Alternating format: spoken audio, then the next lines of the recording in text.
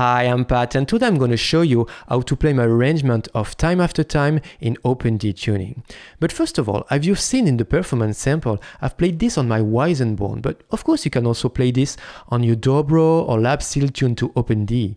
And if you want more information about how to tune your instrument to Open D, I've got a free lesson on the website called Introduction to Open D for weissenborn, dobro or lap steel. So make sure to check that out first.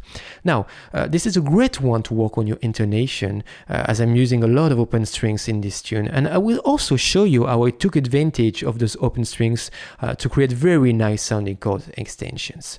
There are also lots of really interesting things going on in the rhythm, which I'll explain to you as we progress through the tune. So this lesson comes with 4 pages of tablature, so make sure to print that out first so that you can follow along. And now let's get started. Time After Time in Open D tuning. Okay, so once again, my weissenborn is tuned to Open D, D, A, D, F sharp, A, D, from the thickest to the thinnest string. D, A, D, F sharp, A, D. And again, feel free to check out my free lesson, which explains how to tune your steel guitar instrument to Open D. So let's start off with the intro, and it goes like this.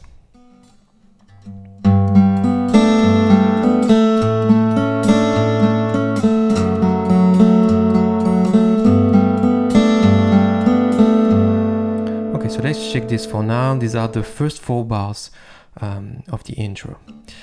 So I've got my bar pulled back on the 3rd string, 5th fret, and I've got this very nice sounding G9 chord. Sounds lovely. And the reason this is a G9 is you've got this open A string and this open D string, and this open A is the 9th of your G9 chord. So that's why we call this a G9 chord.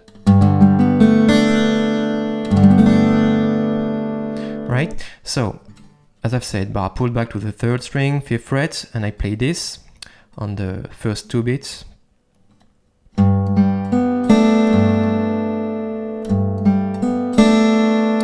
So I play 5th string with my thumb, 4th with my thumb, 3rd string with my index, and then I pinch the 2 open strings, the 1st and 2nd string with index and middle. And the rhythm is all 8th notes. 1 and 2 and 1 and 2 and, right? And then the last 2 beats.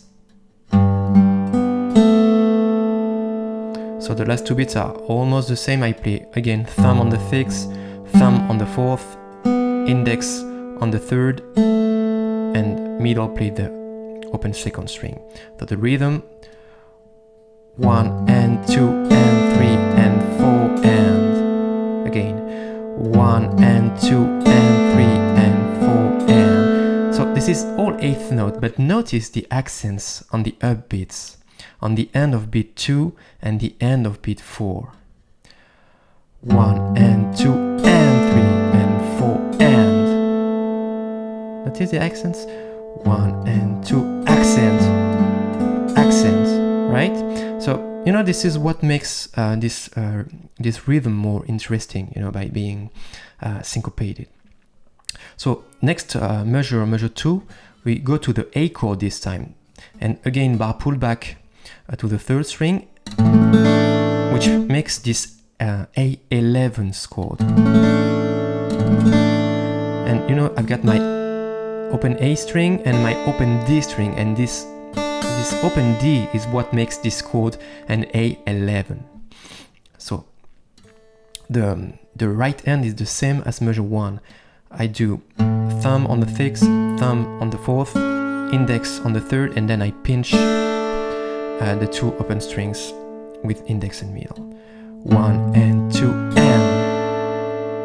and then for the next 2 beats, again same thing. Thumb on the 5th, index on the 4th.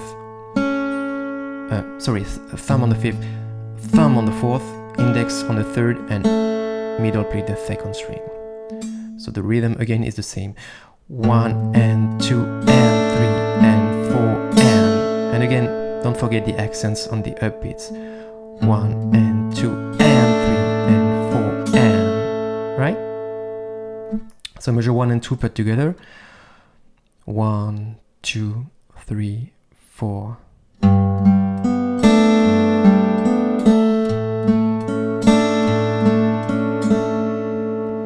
Okay, so then measure 3, we go to this F sharp minor chord.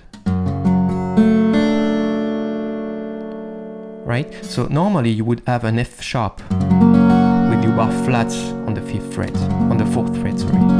You'd get an F sharp major, but to get the minor chord, you've got to pull your bar back to the 4th string so that you don't get this note, which would be the major 3rd. So you get to have this open string, the open 3rd string ringing.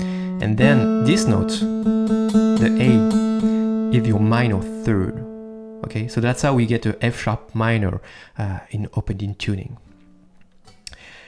And what we play measure 3 is this. Okay, so pretty straightforward. I play thumb on the 6th, thumb on the 4th, index on the 3rd, and middle on the 2nd. 1 and 2 and 3 and 4 and 1 and 2 and 3 and 4 and don't forget the accents. And then measure 4, I go back to my G9 chord and I play this.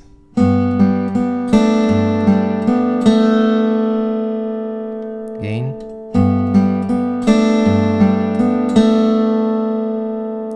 So, bar pull back to the 3rd string. I pinch the 6th and the 3rd string with thumb and index, like this. Then I play thumb on the 4th, index on the 3rd, and I pinch the 2 open strings. So it goes like this. 1 and 2 and then for the next 2 beats, thumb on the 4th, on the 6th, thumb on the 4th, index on the 3rd, and open 2nd string with my middle. So the whole measure 4.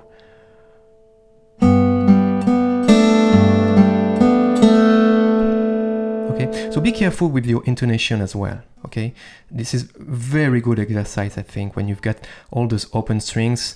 This is a good chance to work on your intonation. So you get to be with your bar right above the fret. Otherwise, you know, if you don't have your bar above the fret, it will sound out of tune. Okay, so make sure that you've got your bar right above the fret.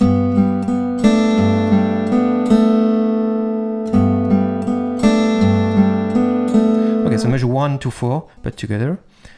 1, 2, 3, 4.